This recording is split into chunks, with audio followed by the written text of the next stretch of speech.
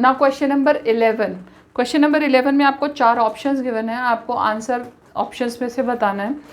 तो सिंपली उसको find out करने का आपको तरीका क्या है कि f जो है वो फंक्शन है, fx is equal to x raise to power 4 है आपके पास में। तो इसका जो आंसर है, एक्चुअली क्या आंसर है, 4 ऑप्शंस आपको गिवन है, 1 1 onto, many 1 onto, 1 1 but not onto, neither 1 1 nor onto. ठीक है, तो इसका कौन सा ऑप्शन आपको बताना है। ये फाइंड आउट करने के लिए आप क्या करोगे, जैसे आपने पहले दूसरे फंक्शंस में 1 1 ऑन टू फाइंड आउट किया था, उसी तरह से आप यहाँ पर भी फाइंड आउट करके देख सकते हो।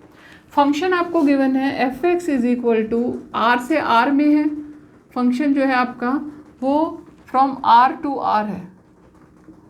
ठीक है, फंक्शन क्या है, f(x) is equal to x raise to power 4 है।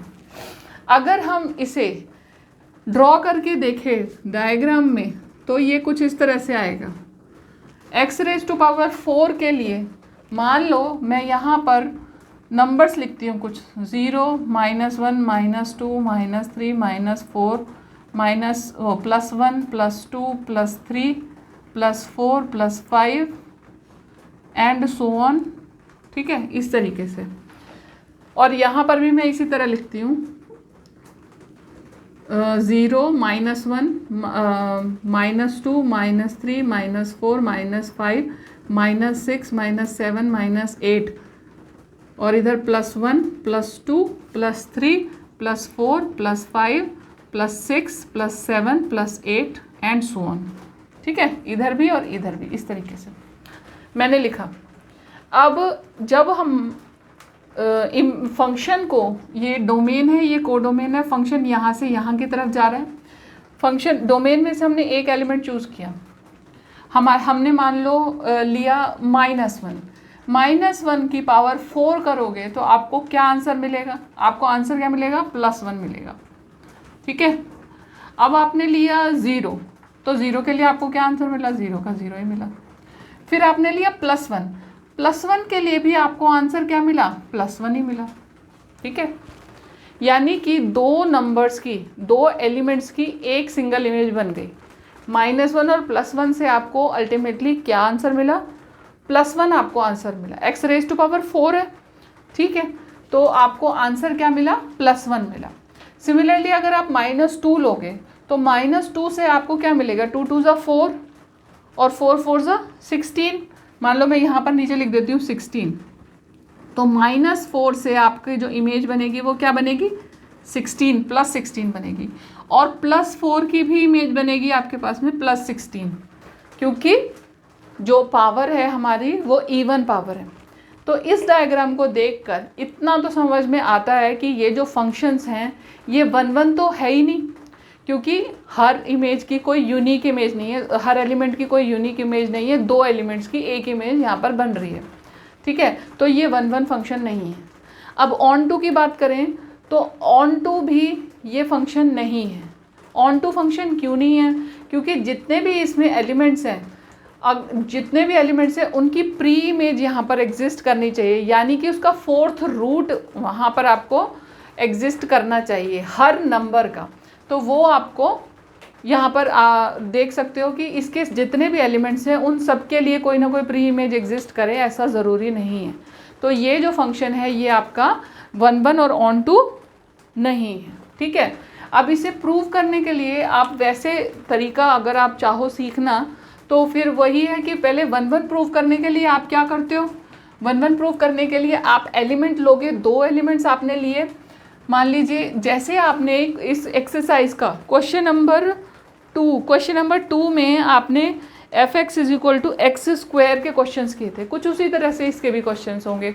ठीक है, वो आप चाहो तो उसके वो रेफरेंस के लिए देख सकते हो कि किस तरीके से सॉल्व किया गया था। इसमें आपने 2 एलिमेंट्स लिए, f(x) में r में 2 एलिमेंट्स ले लिए आपने, x1 और x2 ले लिया। ठीक है, अब ये दोनों हैं, इनकी एक एक इमेज बनेगी, f(x1) बना, f(x1) कितना होगा, x1 रेज टू पावर 4 बना, f(x2) बना, x2 रेज टू पावर 4 बना। ठीक है, ये आपके पास में दोनों की एक एक इमेज आ गई।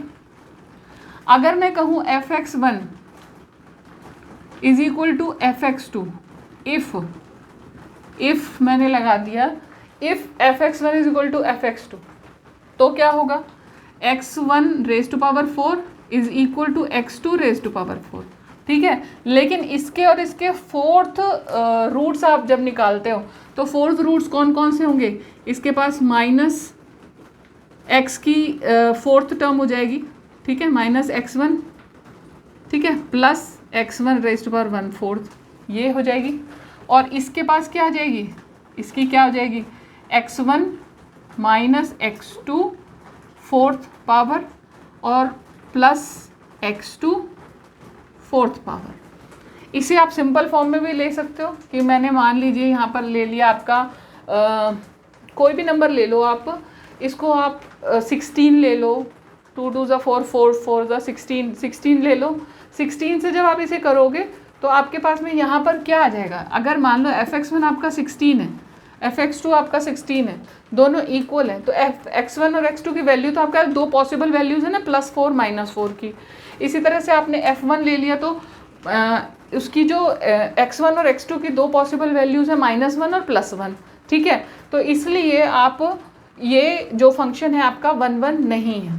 अब ऑन टू की बात करो तो ऑन टू के लिए फंक्शन को कि जो है ना एक प्री इमेज एग्जिस्ट करना ज़रूरी है, हर एलिमेंट की एक प्री इमेज एग्जिस्ट करना ज़रूरी है।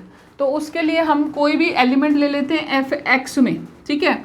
मैंने लिया यहाँ पे x एक उसमें बिलोंग करता है, R में बिलोंग करता है, ठीक है। इसका जो है फोर्थ स्क्वायर मैं लूँगी तो वो जाकर तो वहाँ पर फिर तो देयर एग्जिस्ट कोई एलिमेंट x1 या यहाँ पर मैंने y ले लिया, y बिलोंग करता है R में, there exist x belonging to R such that x belongs to R such that fx is equal to y, ठीक है ना।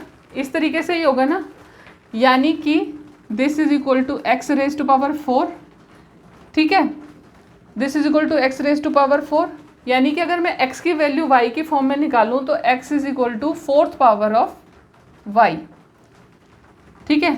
तो ये ज़रूरी नहीं है कि ये हर बार एग्जिस्ट करे ही, क्योंकि माइनस के जो नंबर्स होंगे उनकी फोर्थ पावर एग्जिस्ट नहीं करेगी। जो भी वैल्यू आपको मिलेगी वो प्लस साइड के ही वैल्यू मिलेगी, नेगेटिव साइड के जो नंबर्स हैं उनकी कोई भी प्री इमेज एग्जिस्ट नहीं करेगी, ठीक है ना। तो इसीलिए ये जो नंबर, अब है क्वेश्चन नंबर 12। फंक्शन है आपके पास में f from r to r, f function है r से r में बिलोंग करता है। फंक्शन क्या है, fx is equal to 3x आपके पास में फंक्शन है। आपको ये बताना है, इसमें 4 ऑप्शंस गिवन है, आपको ये बताना है कि ये फंक्शन क्या 1 1 ऑन टू है या केवल 1 1 है या केवल ऑन टू है। तो आप कैसे इसको फाइंड आउट करोगे, फंक्शन में 1 1 फाइंड आउट करने का वही तरीका है कि पहले आप डोमेन में कोई एलिमेंट चूज़ कर लेते हो, मतलब एज्यूम कर लेते हो। तो हम 1 1 कैसे निकालेंगे, 1 1 निकालने के लिए हमने क्या किया, लेट x1 और x2 दो नंबर्स हमने, दो एलिमेंट्स हमने r में ले लिए डोमेन में, x1 और x2 हमने बिलोंग करता है r में ले लिए, ठीक है। तो हमारे पास तो हम क्या लिख सकते हैं, तो f(x1) is equal to 3x1 और f(x2) is equal to 3x2, ठीक है ना। अब अगर हम कहें कि fx1 और fx2 बराबर है तो हमारा जो आंसर है वो ये आना चाहिए, जो कंक्लूजन है वो ये आना चाहिए कि x1 और x2 बराबर है। तो हमने लिया if f(x1) is equal to f(x2), ठीक है। तो implies 3x1 is equal to 3x2, it implies x1 is equal to x2, क्योंकि 3 3 तो कैंसिल हो जाएंगे। तो इससे क्या पता चल गया कि फंक्शन जो है 1 1 है। Yes it is 1 1, yes it is 1 1 function, ठीक है। अब हमें बताना है onto, function onto है या नहीं, ये बताने के लिए हम जो कोडोमेन में एलिमेंट्स लेते हैं और उसकी प्री इमेज हम बताते हैं। तो हमने लिया let y belonging to r, ठीक है, कोडोमेन में हमने ले लिया y, then there exist x belonging to r such that fx is equal to y, ठीक है। fx is equal to y है तो दैट मीन्स y क्या है, 3x के बराबर हो जाएगा, है ना।